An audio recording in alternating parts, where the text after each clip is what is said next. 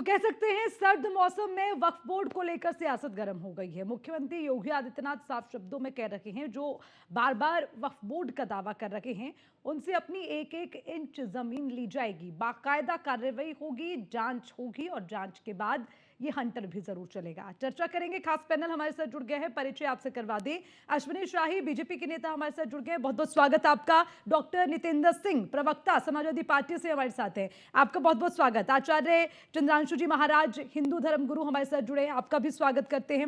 Niranjan Poddar political expert हमारे साथ हैं, आपका भी बहुत बहुत स्वागत। मुमताज आलम हमारे साथ जुड़े हैं मुस्लिम स्कॉलर के तौर पर, आपका भी स्वागत करते हैं मुमताज जी।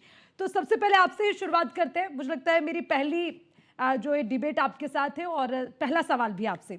सवाल इस बात को लेकर, वक्फ बोर्ड को लेकर पिछले दिनों से लगातार खूब शोर सुनाई दे रहा है और ये शोर गूंजा भी वहां से जब एक मौलाना साहब इसको लेकर टिप्पणी करते हैं। महाकुंभ जो महाआयोजन होने जा रहा है, जिसे हम लोगों की आस्था का पर्व भी कहते हैं, उसको लेकर एक टिप्पणी कर दी कि ये महाकुंभ जिस जमीन पर हो रहा है वो वक्फ बोर्ड की है। तो मैं आपसे समझना चाहती हूँ, मुख्यमंत्री योगी आदित्यनाथ ने इस पर एक टिप्पणी की है और उन्होंने साफ शब्दों में कहा है कि ये हर जगह वक्फ बोर्ड कैसे दावा कर लेता है, मतलब जहां देखो वहां अपनी जमीन बता देता है। संभल में चौकी बनने लगी, उसको वक्फ बोर्ड की जमीन कह दिया, और भी बहुत सारे ऐसे केसेस अपने देखे। अगर दूसरे दूसरे राज्यों का भी जिक्र करें तो मुमताज जी आप ये बताइए ना। देखिए, मुख्यमंत्री कहते हैं कि ये वक्फ बोर्ड है या भू माफियाओं का बोर्ड है, हर जगह अपनी जमीन को लेकर दावे। क्या कहेंगे इस पर, आपकी पहली टिप्पणी। बहुत बहुत शुक्रिया आपका। सबसे पहले तो मैं महाकुंभ पर सबको मुबारकबाद पेश करता हूं, जो भारत के लोग हैं और जो भारत से बाहर से आ रहे हैं उनका स्वागत है। दूसरी चीज ये कि कौन है सरताज और कौन है शहाबुद्दीन, ये पता लगाना बहुत जरूरी है।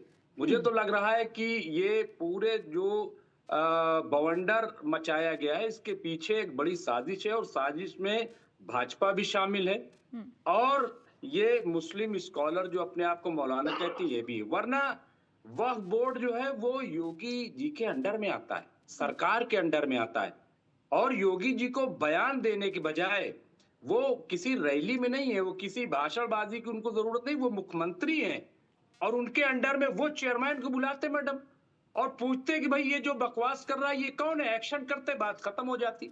लेकिन चूंकि उनको राजनीति करनी, उनको सियासत करनी है, उनको टारगेट करना है और उनको ये साबित करना है साहब मैं जो है हिंदू ही हितैषी हूं और नहीं सारी नहीं हितैषीपन जो है वो मुस्लिम विरोधी बातों में है।